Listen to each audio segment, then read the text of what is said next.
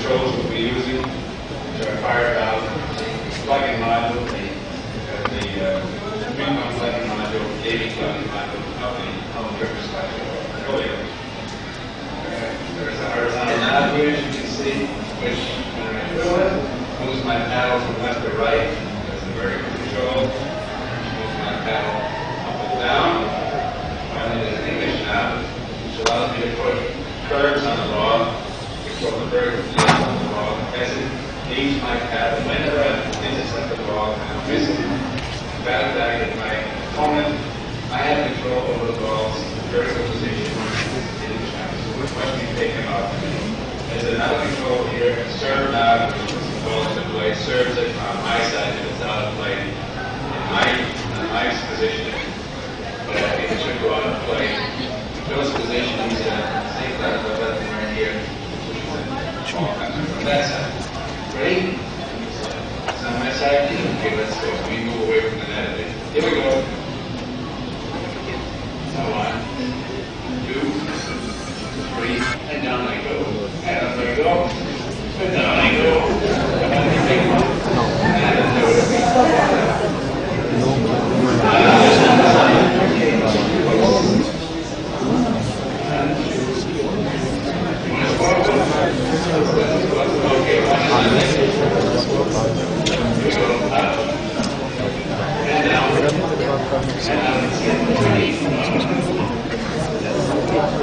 One out of 2. Keep it on the table there. Here we go. Big deal again. 1. Play up to 5. Good show. Get close to the net wheel fast. Well, 12. This is again 3 to 2. I guess at least it's not 5. Okay, we're up to play. Why don't you come on and play the game?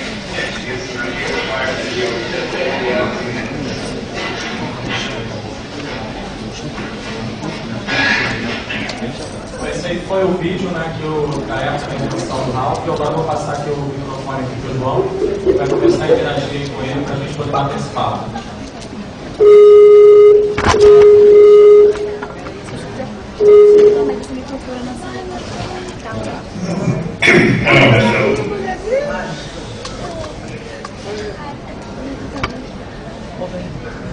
There we go.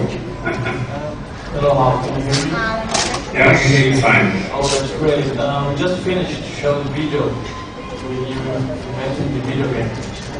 You played the one with Harrison and me playing ping pong back in 1967. Yeah, it was really enjoyed this. Yeah. You hear what I said when I first started out? If we are playing games, we ought to be working.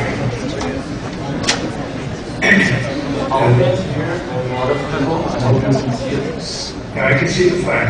Hello, guys. I hope they're having a good time. You have a nice crowd. So, say something. People will make questions to you and you will answer. Fine. All right.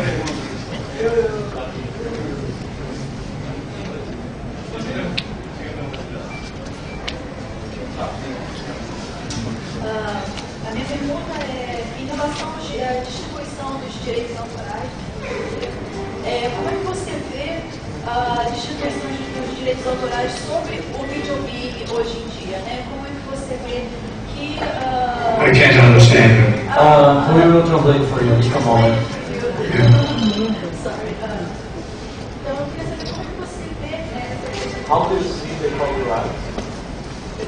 The distribution of video games?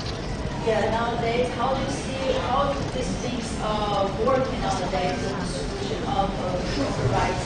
Do you agree or you have something to add in this matter?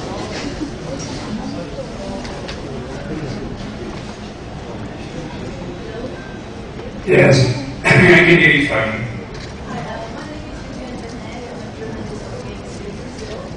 Nice and slow. Well, my question is, how do you see nowadays this distribution of rights of video games worldwide? Do you agree with that, or do you have something to add in this